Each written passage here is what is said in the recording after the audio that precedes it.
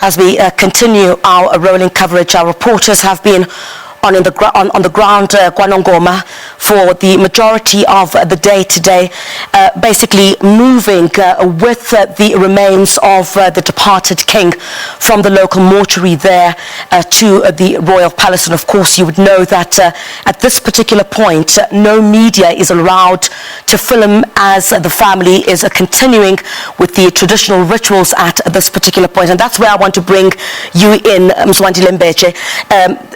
At this particular point, we understand that the family is busy with those traditional rituals. This is quite significant, and it's such a private matter that you can't really even say much about what is expected to take place there. We'll speak to a historian very shortly and get a sense, but that explains to us the extent. Yeah. You know, it's quite interesting, as you are saying, Griselda. Though, you know, we evolve and a number of things evolve, they are not necessarily done the way they used to be done. But if it were in the olden days, in fact, when the announcement was made that the king had departed, so in fact, in the olden days, it was supposed to be announced when everything had been concluded, because we were not supposed to know when he was buried, and then we were supposed to expect the announcement of the new king, because the king had departed, because there needed to be no vacuum at the time. But as we go and in a modern situation, so we try and adjust certain things. That is why they still want to keep to some of those important rituals, like not knowing what is happening, where he will be buried, and then of course a very limited number, the royal people, and of course amabutho, the very, very select few. So they are somehow keeping some of those most important situations, because you know, this information needs to be kept very, very, very close, so that by, I guess, tomorrow or in the coming days, when the new announcement is made, so there are no leaks, unnecessary confusion that would have happened. In fact, Priscilla, maybe coming there, the question I will ask is why. How important is it, in particular to that point that you're speaking to? We understand that, of course, emandulo izinto bezihamba ngalolu hlelo. Inkosi benganyenyezelwa ukuthi inkosi sikhotheme.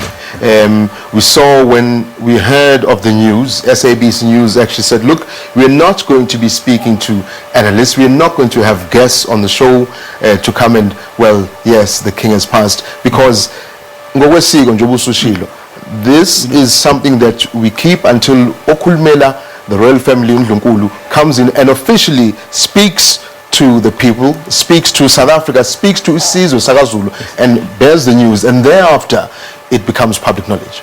Absolutely, yes, because you know, in the past, these issues used to be very, in fact, to this day, there's a lot of tension by its very own nature.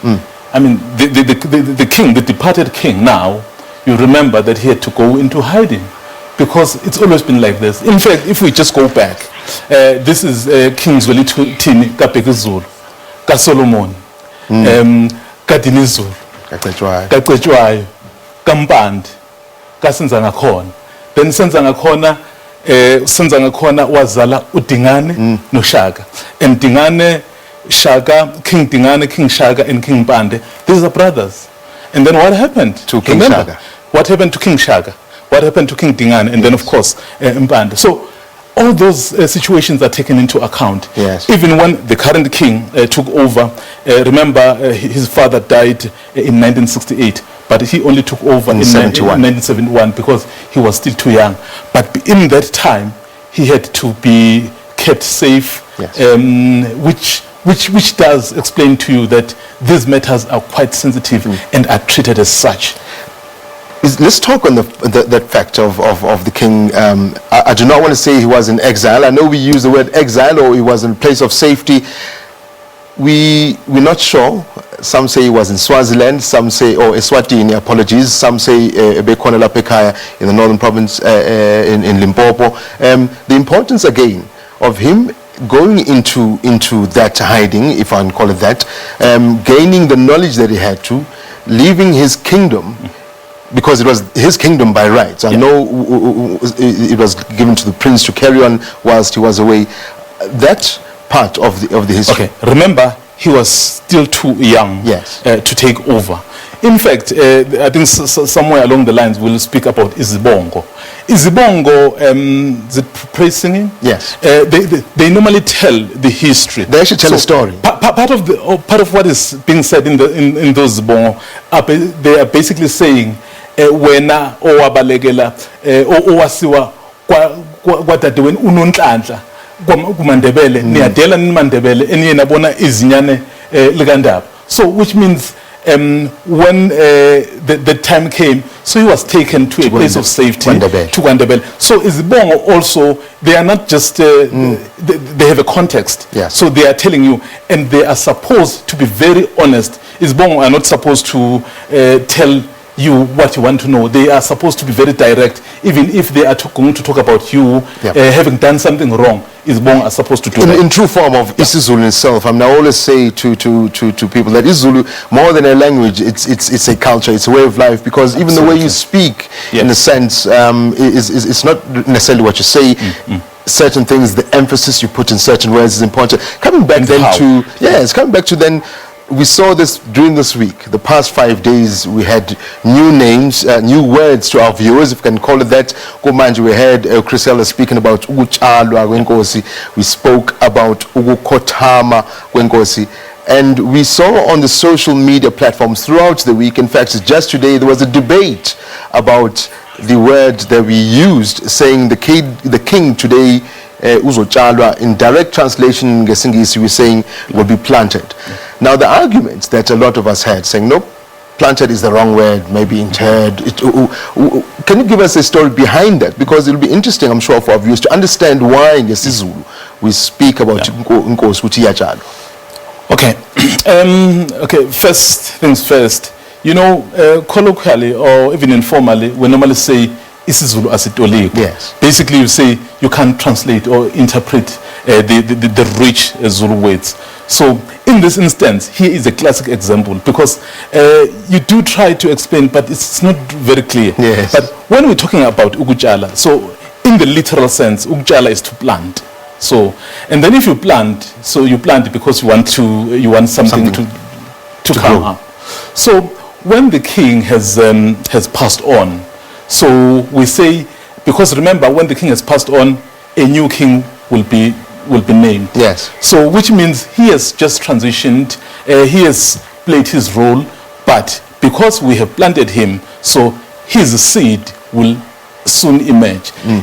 That ukutshalwa is in that context. So, but remember, we try to accommodate everyone. Yes. Because South Africa it's for everyone. Yes. We are not only dealing with the Zulu people here, we are dealing with everyone, and everyone must understand what is it that we mean. So some of these words would be very difficult to translate. We can help by just explaining what they were supposed to mean. In fact, I would even go as far as saying a king does not die. The reason why we say inkosi ayishoni or ayifi, we say the king bows out or bows down, because when you bow, you rise once again. Yes. And ukutshala in this instance would be the king's dynasty will live on within his subjects and within his lineage. Therefore, he will never die. He will always be inkosi.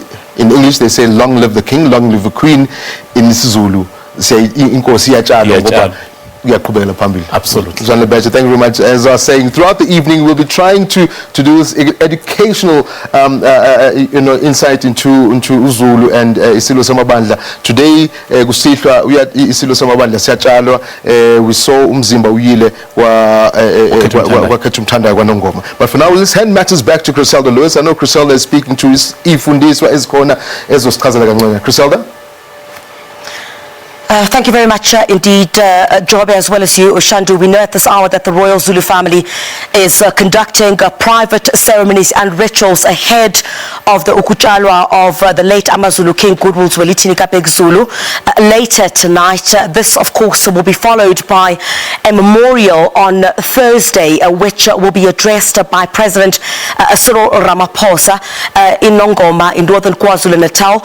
And of course, we'll try to speak to our reporters again, but not too close to the Royal Palace. You would know that we're no longer allowed to broadcast there as those rituals are currently underway. But let me bring in a historian from the University of KwaZulu-Natal, Professor Sihawukele Ngubane.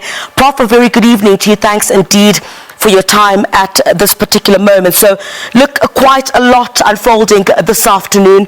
Many perhaps who would not understand, rich Zulu culture. But, first things first, we saw the remains of the departed king basically being moved from the mortuary to the royal palace, being accompanied by amabutho as well as maidens. Talk to us about the significance of that. A king is always surrounded by amabutho.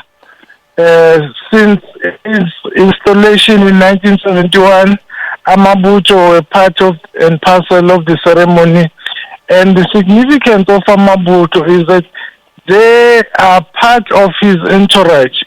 Wherever he goes, you may remember that when he visited Wales, he was with almost 200 amabutho. So wherever he goes with amabutho because he establishes the regiment. He chooses a certain age of men to become official regiment. So they are part and parcel of his tenure as the king. And if the new king comes in, he will also use his regiment to him wherever he goes.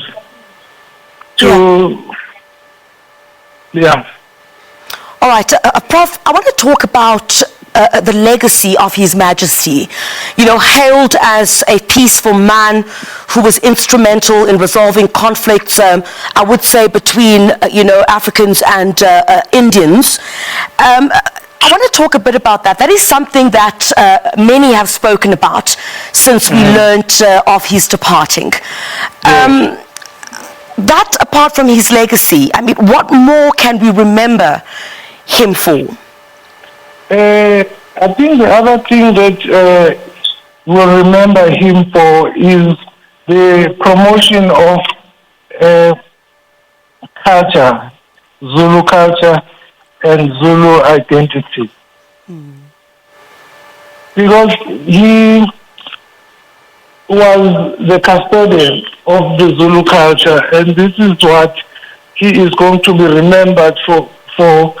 And also, there are some of the ceremonies and that were not. I'm driving, that's why I have a problem because I'm on the road. But he was the custodian, or he is the custodian of the Zulu culture. And this is what he's going to be remembered for. And also, he was a man that was religious as well. Yeah. So he believed in God, and he would promote the spirit of reconciliation. That's why he will embrace all religious groups and people from all walks of life. And I think while at this particular point, we're still going through this particular process, whoever then, I guess, does take over the reins would probably need to embody the very same principles that the departed Majesty did in keeping the Zulu nation together, that rich history being there, and being somebody of a peaceful nature, as many described. Yes, I think one may say that the new king that will get into his shoes is already groomed for the position, so he will have to embrace what the king has stood for during his tenure. So we expect that the position or the seat, we call it isihlalo, is going to be respected, and the new king will have to embrace what the fallen king has been standing for all these years, almost 50 years now. Prof, I think we're going to leave you there. We do understand that you're driving. Prof. Sihawukele Ngubane, who's a historian at the University of KwaZulu-Natal. Thank you very much indeed for joining us this evening. We're still trying to locate one of our reporters who is Nongoma. You would know, of course, that the media is not allowed to broadcast this particular part of the ceremonies as the family is conducting those private rituals. We'll try to connect with one of our reporters who is not too far away from there as well. We'll try to get you that as soon as possible. But let's go here.